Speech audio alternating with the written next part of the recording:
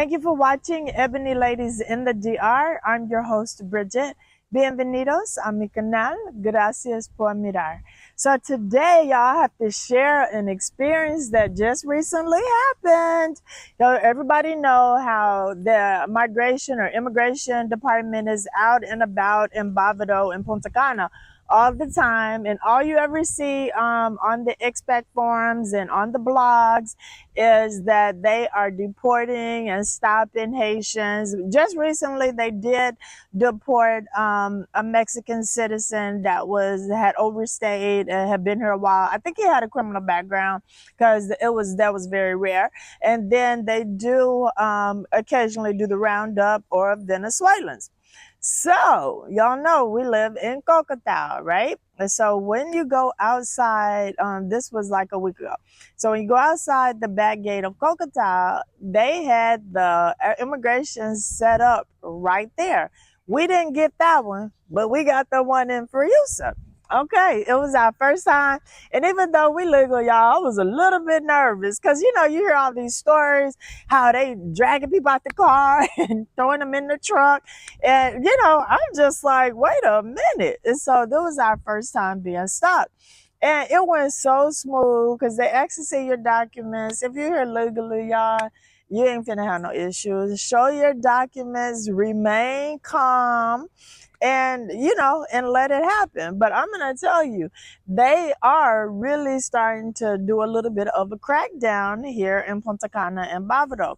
I don't know how in depth they get with Americans that just have passport to see if they have overstayed or how that whole thing goes.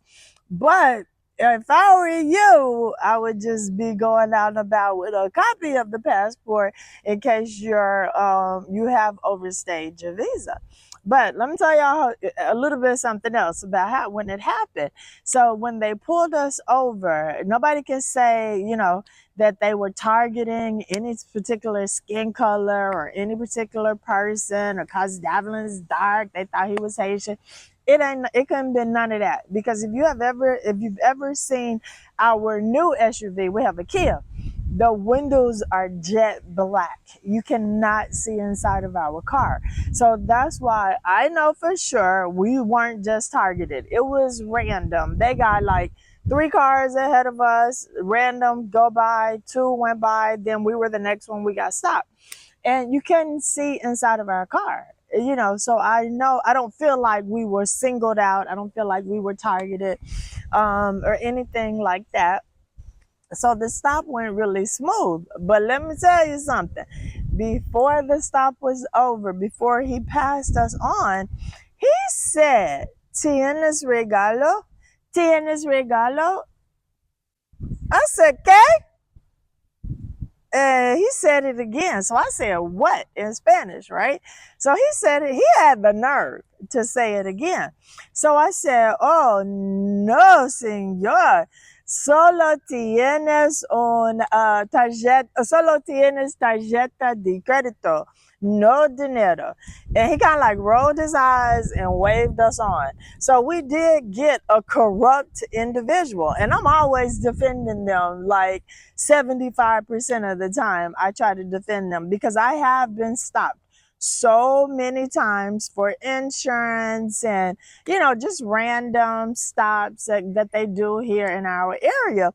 And I'm always defending them because nobody had ever asked me for money. And so, but this time he had the nerve to say, "Do you have a gift?"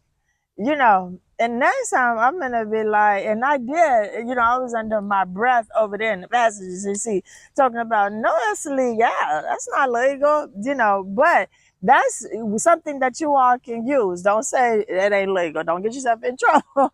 But I would definitely just say, "Oh, solo, no dinero, solo tarjeta de crédito." Say, "No, I don't have no cash, only credit cards." And they're gonna wave you on. Ain't nobody got no Square, ain't nobody got no credit card machine, ain't nobody got Apple Pay. So, don't be intimidated. Don't feel like you've already shown your documents, you've already passed, you're already legal. So why would I pay you anything? So why are you out here being corrupt? You know what I'm saying? I think, yeah, I ain't gonna say that.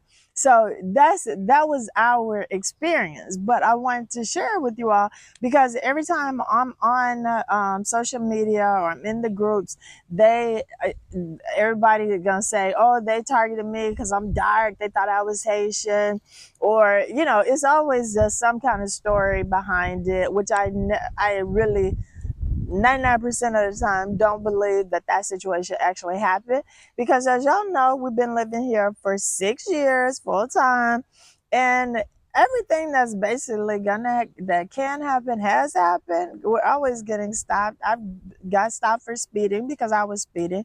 I've been in a car accident. I went to the police department, filed the police report with the man that hit me, got my insurance covered. I didn't go to jail because I'm an American involved in a car accident.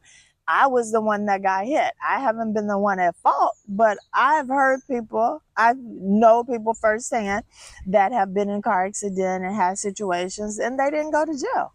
You know what I'm saying? They got a ticket, had to go to the bank, pay the ticket. So y'all stop believing all the stuff that you're reading in the blogs. They are starting to crack down in Punta Cana, Bavaro area.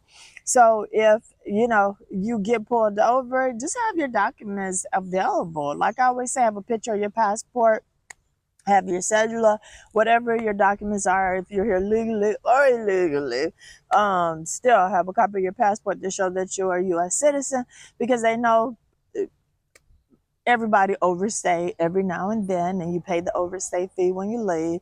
They don't want to mess up that money, so you're gonna be okay.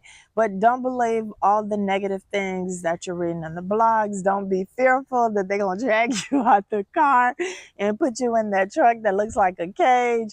Y'all, I had all kind of stuff running through my mind because I sometimes spend too much time in the Dominican Republic expat Facebook groups listening to foolishness.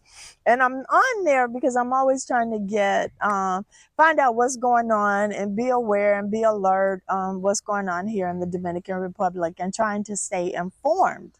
So that is, why I'm on social media. But I try to limit my time because a lot of time there's a lot of misleading information and a lot of exaggerated information. So that was our experience with our stop. It wasn't bad, but he did ask for a gift. So y'all know what to say with a sad face. Say, no dinero, solo tarjeta de crédito. Only have a credit card. He gonna wave you off. Don't automatically go in your purse or go in your wallet or in your glove box and grab money and give it to him, because that's adding fuel to the fire. If people stop giving money, then maybe he'll stop asking. But as long as y'all panic and be timid and be afraid that the worst, always thinking the worst, and the worst is going to happen and that everybody is horrible, then we could kind of maybe turn this situation around a little bit. You know what I'm saying?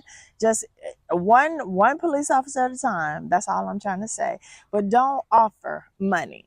You know what I'm saying? Don't offer money. Show your documents and get waved on your way. So it wasn't a bad experience. It was a little bit nerve-wracking for the first time because, like I said, I've been stopped many times, but never for immigration stop. And so that was our first one. And now we are noticing them cracking down and being outside of Kokotau because it's a easy one-way street. You got to stop. You got to show your documents. So I'm just saying, beware, people. Beware. Stay safe.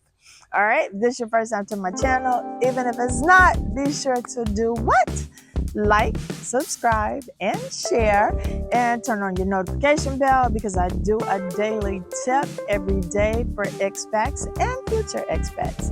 All right, that's it. See y'all next week. Episodes every Thursday, 9 p.m. Eastern Standard Time. Talk to you later.